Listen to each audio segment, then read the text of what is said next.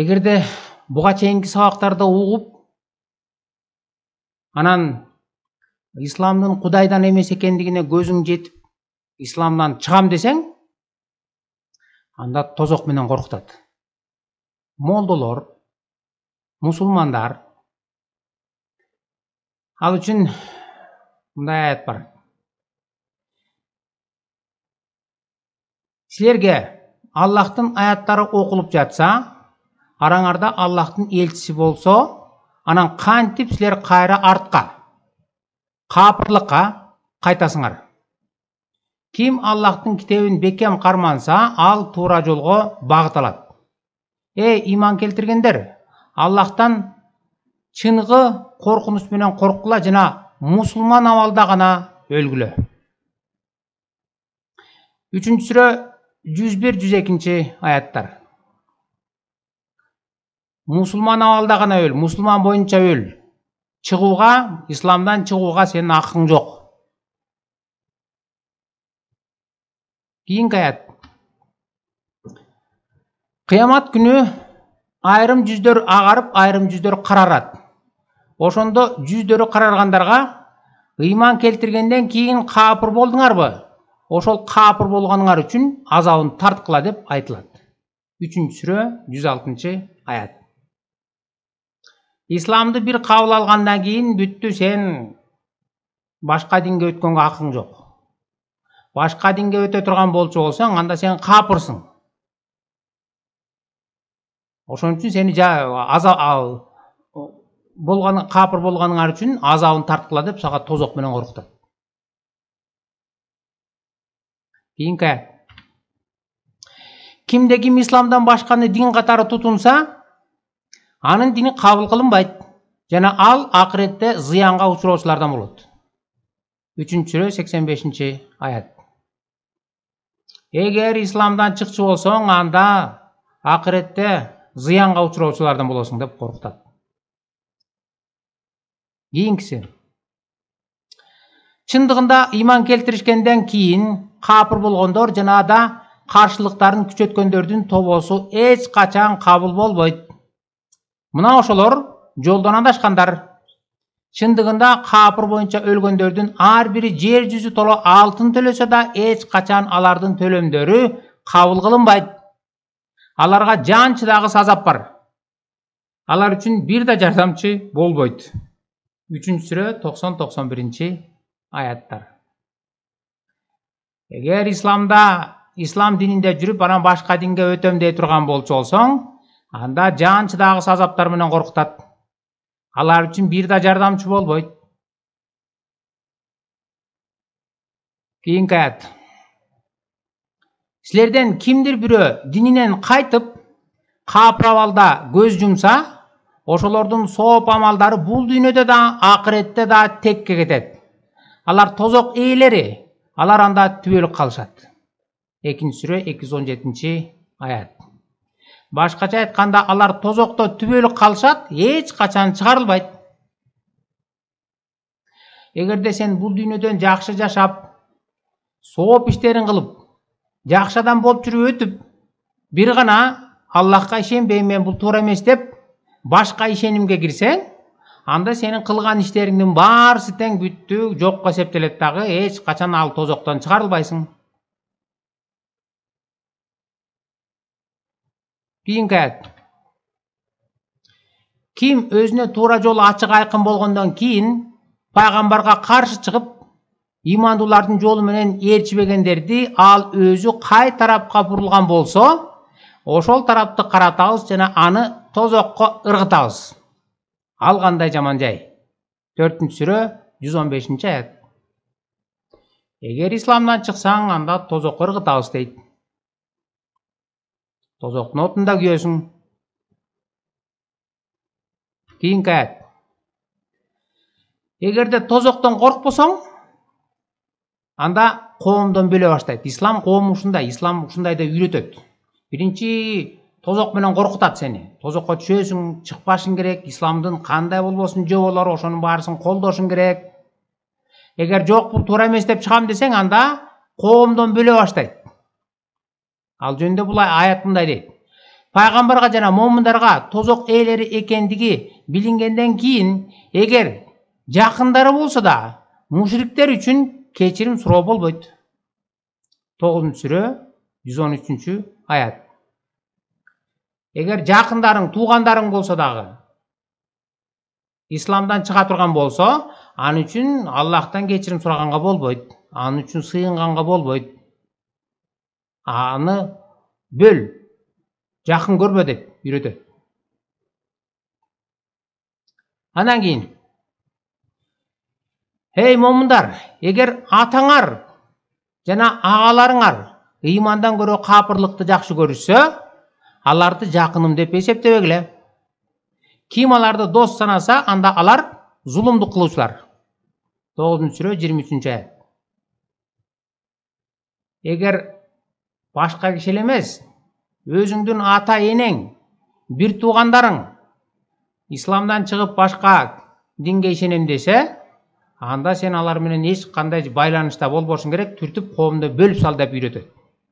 Эгерде ким аларга бир тууган катары же адам катары мамиле жасай баштаса, аны зулумдук кылуучулар деп баалайт. Сен зулумдук кылып атасың. Жакшылык кылбай эле зулумдук кылып атасың. Анткени ислам динин тутпаган адам менен дос болуп атасың дейт. Бирок коомдон бөлсө дагы, тозок менен коркутса дагы, баары бир мен ислам туура эмес деп ишенсең же башка динге ишене турган болсоң, анда өлсө көмдүрбө дейт. Алардан бирөөсү өлсө эч качан жаназа намазын окубада, мүрзөсүнүн башында да турба. Анткени алар Аллахка жана анын элчисине каршы чыгып, капырлык кылып бузуку абалда өлүштү. 9-сүрө 84-аят. Эгер өлүп калса, анда намазын окубада мүрзөсүнүн башында турба. Адам өлгөндө өлкө, акыл эстүү, адам сапатын жоготпогон адам кандай адам болбосун урмат сый менен көмөт. Мейли кайсыл улутта болбосун, кайсыл динди тутунбасын, баары бир өлгөн адамга урмат көргөзүп, акыл эстүү адам урмат менен көмөт. Ал эми Куран болсо үйрөтүп атат ислам. Эгерде алар жакының, атаң, энең, бир туугандарың болуп калса дагы, өлүп калса намазын окубада мүрзөсүнүн башында турба дейт.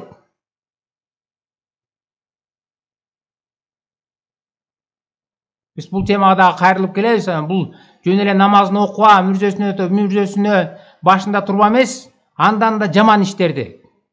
Өлсө такыр койдурбай, эптеп коюп койсо, чөйлөрдөн бетер көрдү казып кирип ичинен сөөктү сууруп чыккан окуялардагы, учурлардагы биздин Кыргызстанда көрүнүп болуп атпайбы? Ал жөнүндө биз кийинки сабактарда айтып беребиз. Аны кээ бириңер ойлошуңар мүмкүн. Бул түшүнүгү аз адамдар кылып атат деп. Жок. Муну Куран, хадистер үйрөтөт. Мына ушул исламдын чыныгы жүзү.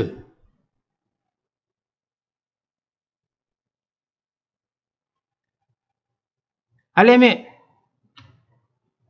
хадистерде эмне дейт? Элмир Кулиевдин которгон Куранын окусаңар, 191 хадисте мындай деп жазылып турат. Передают со слов Ибн Масуда, что посланник Аллаха сказал: проливать кровь мусульманина, который свидетельствует, что нет божества кроме Аллаха, и что я посланник Аллаха, можно только в 3 случаях.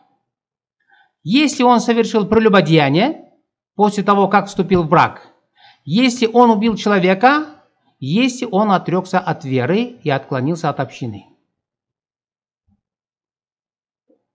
Ибн Масудтун сөзүнө караганда, Аллахтын элчиси мындай деп айткан: мусулман адамдын канын төккөнгө 3 гана себеп болуш керек. Биринчиси, эгерде ал ойноштук кылган болсо, Экинчиси, эгер ал адам өлтүрсө дейт, если он убил человека деп, бул жерде мусулманды адам деп атат. Мусулман эместин баары адам эмес. Анткени буга чейин өтпөдүк белек. Исламда ушундай жобо бар, көрсөтмө Куранда. Эгерде мусулман адам башка бир мусулманды өлтүрүп койсо, анда ал өч алыш керек. Өлтүрүш керек аны дагы. Ошол жөнүндө айтылып атат бул жерде. Эгерде башка бирөөнү мусулман адам башка бир мусулманды өлтүрүп койсо, анда кайта ордуна өч алыш керек, өлтүрүш керек. Ал эми үчүнчүсү, если он отрекся от веры и откололся от общины дейт. Эгерде ал ислам дининен чыгып, чыккандан кийин биз буга чейин окубадык, анда коомдон бөлөт да. Исламдан чыктың деп туруп, ошондо өлтүрүп салыш керек дейт.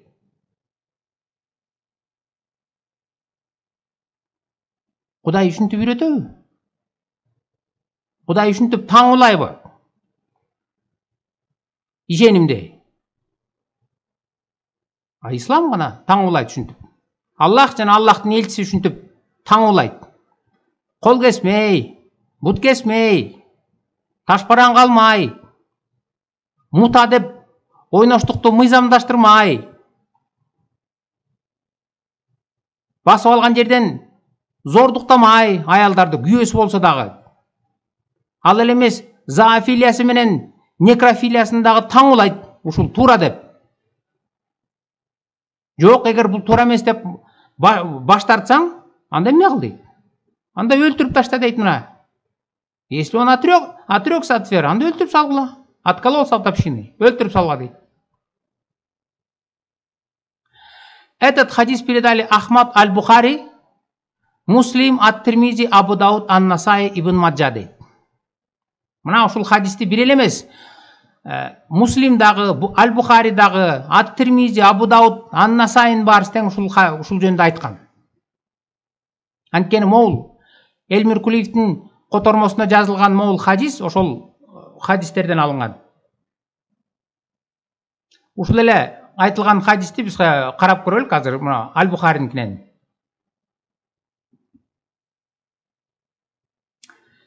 Сахих Аль-Бухари 68-78. Орусча которуп алалык. Мына дейт, мына. Посланник Аллаха сказал: кровь мусульманина, который признает, что никто не имеет права на поклонение, кроме Аллаха, и что я его посланник, не может быть пролита, кроме как в 3 случаях. В кисасе за убийство, человек, состоящий в браке, который совершает незаконный половой акт, и тот, кто отступает от ислама, отступник, и оставляет мусульман. Биз бул жерде окуган, Элмир Кулиевдин которгон Куранда окуган хадисти эле мына Аль-Бухари, так ушуну эле буяктан окуп атабыз. Аль-Бухари ошону дээрлик сөзмө сөз айтып берип атат. Мусулманды 3 себеп менен өлтүрсө болот. Биринчиси, эгерде ал ойноштук кылган болсо, экинчиси ал башка мусулманды өлтүрүп койгон болсо, анда 3 алып өлтүрүш керек. Үчүнчүсү, эгерде ал ислам динин таштап башка динге өтүп кете турган болсо, анда өлтүргүлө дейт. Бул бир эле жеринде эмес, хадистин башка жерлеринде да бар, карап көрөлүк.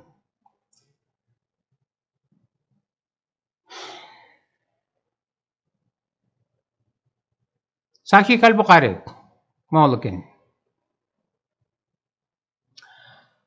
Если Али сжег несколько человек, и эта новость дошла до Ибн Аббаса, который сказал: если бы я был на его месте, я бы не сжег их.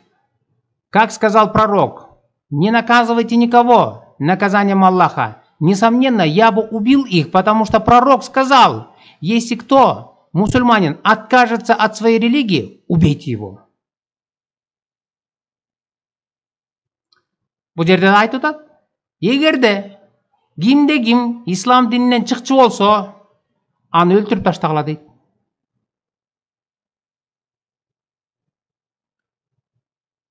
Башка хадисти карап көрөлүк.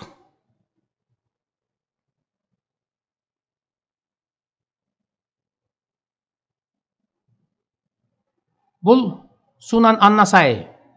Сунан Ан-Насаи дегенде посланник Аллаха сказал: убейте того, кто изменит его религию. Ким дининен чыкчу болсо өлтүрүп таштагыла деп айткан дейт Мухаммед. Кийинки хадис. Некоторые люди отступили после принятия ислама, и Али сжег их огнем. Кээ бир адамдар исламды кабыл алгандан кийин кайра баш тартышты исламдан. Жана Али аларды өрттөп жиберди дейт. Ибн Аббас сказал: если бы это был я бы не сжег их. Посланник Аллаха сказал: никто не должен быть наказан с наказанием Аллаха. Если бы это был я бы их убил. Посланник Аллаха сказал: кто бы не сменил его религию, убейте его. Аллахтын элчиси айткан: эгерде ким ислам дининен чыкчу болсо өлтүрүп таштагыла деген. Кийинки хадиси. Посланник Аллаха сказал: убейте того, кто изменит его религию. Муну карап көрүп. Посланник Аллаха сказал: убейте того, кто изменит его религию. Кайра башка хадис. Посланник Аллаха сказал: убейте того, кто изменит его религию. Дагы кайталап атат, кайта. Ибн Аббас сказал: посланник Аллаха сказал: кто бы не сменил его религию, убейте его. Кудай ушинтип таңылайбы? Динди Кудай эч качан таңылабайт. Биз өткөн сабакта, буга чейинки сабакта айтпадык белек? Кудай деген адам баласын өзүнүн бейнесине окшоштуруп жаратты дейт. Өзүнүн бейнеси дегени сырткы кебетес эмес, ички руханий сапаттарын окшоштуруп берген. Ал руханий сапаттары акыл, сезим, эрк. Акыл менен Кудайды таанып билсин деген, сезим менен Кудайды сүйсүн деген.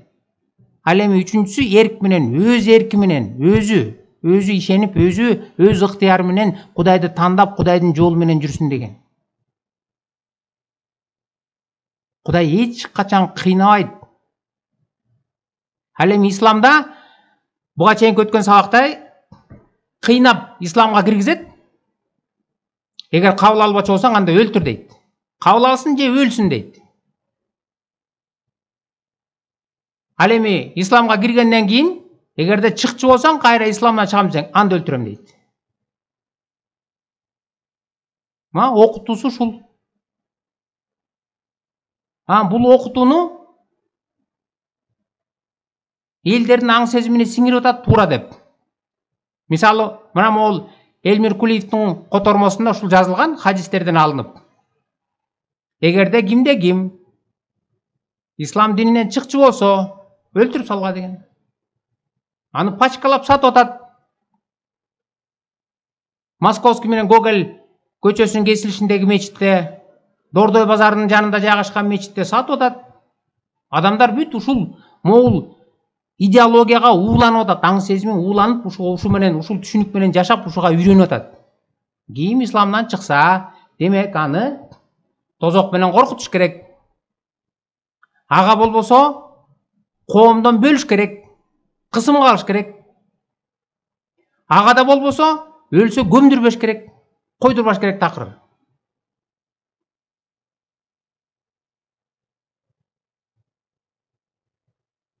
Адамдар ушул идеологияга сугарылып, ууланып атат аң сезими. Кээ бириңер ойлошуңар мүмкүн. Муну жанагы түшүнбөгөн адамдар ушинтип койдурбай, башка диндегилерди жаман иш кылып атат деп. Жок, бул деген ал исламдын жаратылышы.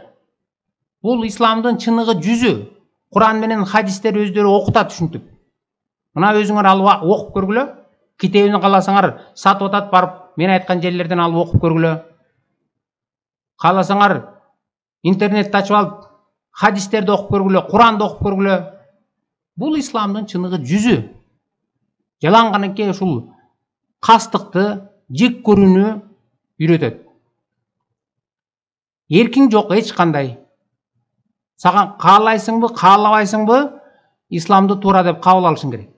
Анын баардык жиркеништүү, кол кесмей, бут кесмей, таш баран калмай, ойноштук кылмай, мута деп. Зордуктамай, некрофилиясынан бери кабыл алышың керек. Туура ушул ислам туура бул чыныгы дин деп кабыл алышың керек. Жок, кабыл албасаң анда өлтүрөм дейт. А эгер билип билбей исламда жүрүп, анан ушунун баарын уккандан кийин жок бул туура эмес, мындан чыгам десең, анда дагы өлтүрөм дейт. Анткени окутуп атат мына. Аллахы дагы, Аллахынын элчиси да ушинтип үйрөтүп атат. Өлтүрүп салгыла аларды деп.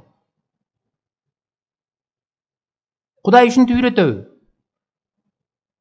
Кудай эч качан мынтип үйрөтпөйт. Шайтан гана ушинтип үйрөтөт.